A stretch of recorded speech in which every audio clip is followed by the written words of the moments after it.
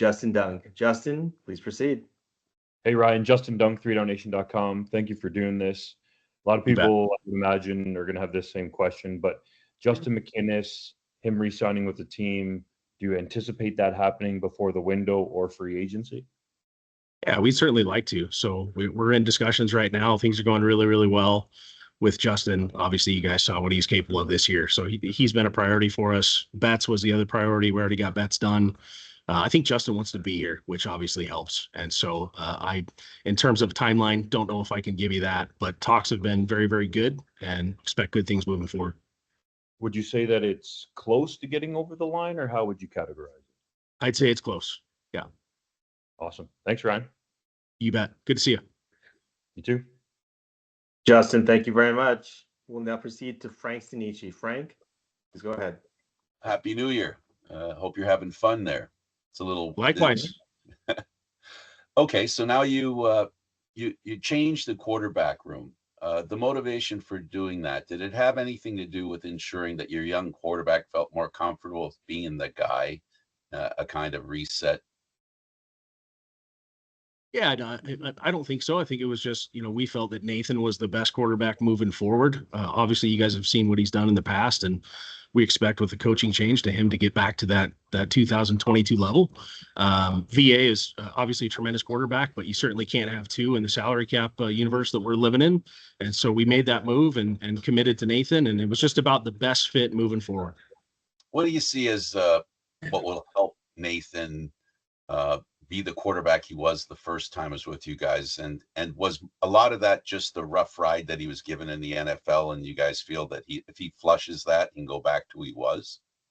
Yeah, I believe it was. I've said it before. I think what he was able to do was borderline superhuman on learning 4 NFL playbooks and then coming in on almost no notice. I think he came in on a Tuesday and was playing on a Saturday. And so there's not too many quarterbacks that can do that, even with the familiarity that he had in our system. His relationship with Buck Pierce is obviously something that's key moving forward. Buck's ability to collaborate with quarterbacks has always been tremendous.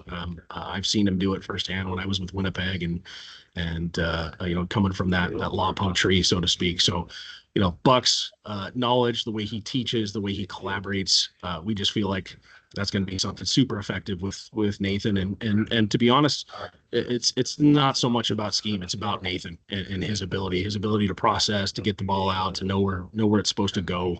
When he's on, I don't know if any of us in recent history have seen anybody like it. And so we expect that collaboration to be excellent and be huge moving forward for us. Thank you for this. You bet. Thank you very much, Frank. We'll now go to JC Abbott. JC, please go ahead.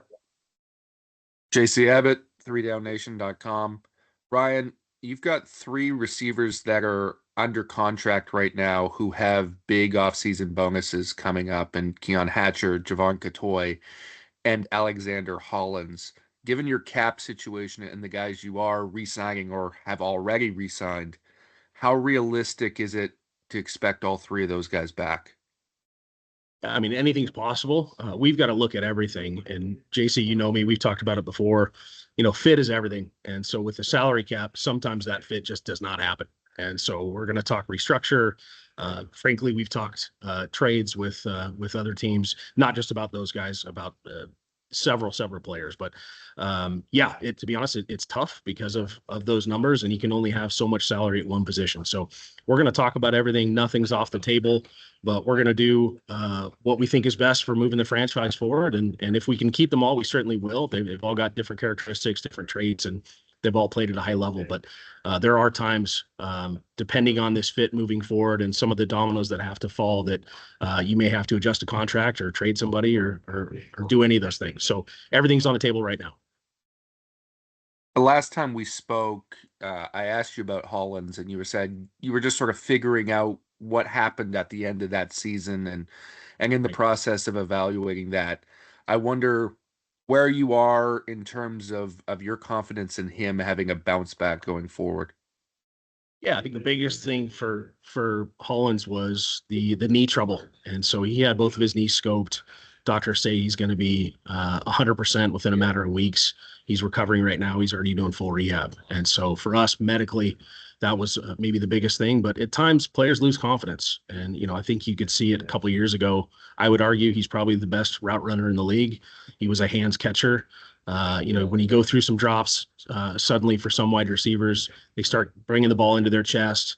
They have a couple more drops, and things tend to snowball. And so Holland's had such a terrific, first half of the year, and it kind of waned as the season went on. But we know what he's capable of, and so if he's healthy, we feel like he can be a guy. And then in terms of Javon Catoy, you bringing a guy like Braden Lennius who can play sort of a similar big-bodied, almost a pseudo tight end role. Does that make it tough to pay him what he's owed next season?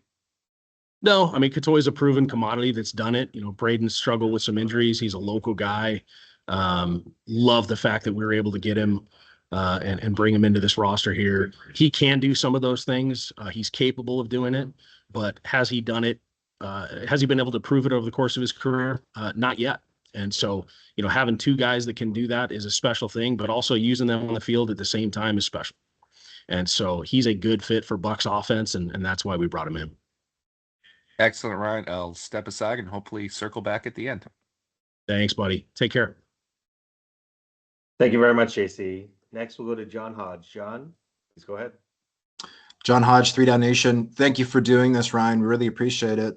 Obviously, you've been with the organization for a few years. This is your first stint as GM. I'm curious if you looked at the league's or the CFLPA's report card with some of the grades the Lions got, and if you have any plans or goals of improving those in the next year or two. Yeah, I see that kind of stuff as an opportunity to get better. And so we always get really good feedback from our players, and I feel like we've got a pretty good relationship with them. And so, some of the stuff, some of the weaknesses that we have, we're very aware of it. And the good news is with an owner like Amar Doman, he's not afraid to put resources in to help us win. And so there are a lot of plans moving forward and how we're going to do that. Obviously, I can't get into too many details here, but feel very confident that a lot of the things that we need to fix, we can. And very excited about that. And his support has been absolutely amazing. Can you share what made you choose James Butler in your backfield over William Stanback?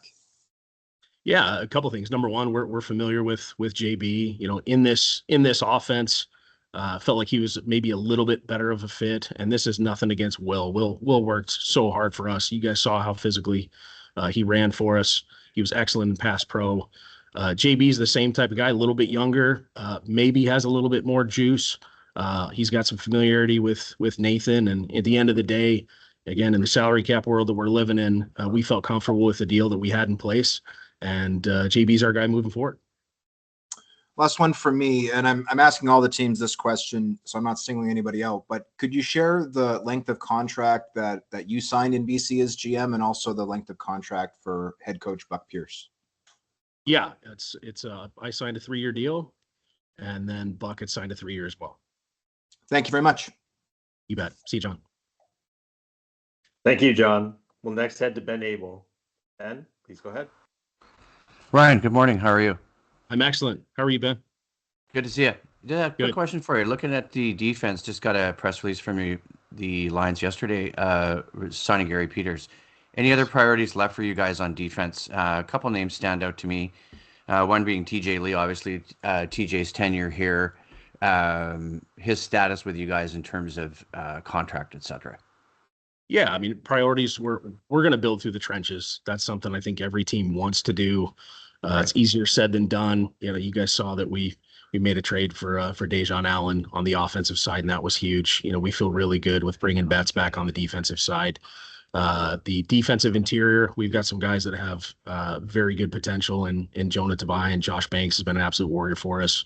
We've had some rotation guys like Nathan Cherry in the past, and we would love to bring all these guys back. Again, in the salary cap world, I'm not sure that's possible, but I want to build through the trenches. As far as TJ goes, we're continuing to talk with him.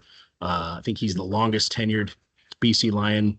We signed him 10 years ago, and he's just been an absolute warrior. I remember that. So great kid. Obviously, he's been productive on the field. He came off the Achilles last year and played pretty well, all things considered. And so we'll see where that goes. I'm not trying to be evasive, but we'll see. We haven't determined where we're going to go with that yet. Okay. Thanks, guys. Appreciate it. Yeah. Thank you very much, Ben. And it looks like we're going to circle back to JC Abbott. JC, go ahead. Excellent. Since you just spoke on the trenches, how big was it to get Dejon Allen into this building, and what will that do to help Nathan Rourke get back to the place that we all know he's capable of being?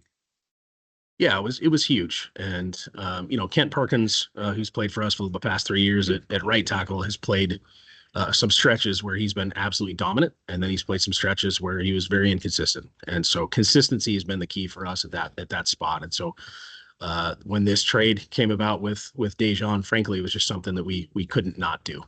And spoke to the young man. He's fired up. He's more of a West Coast guy. He lives in Las Vegas. He's got a young family. He's fired up to be a BC Lion.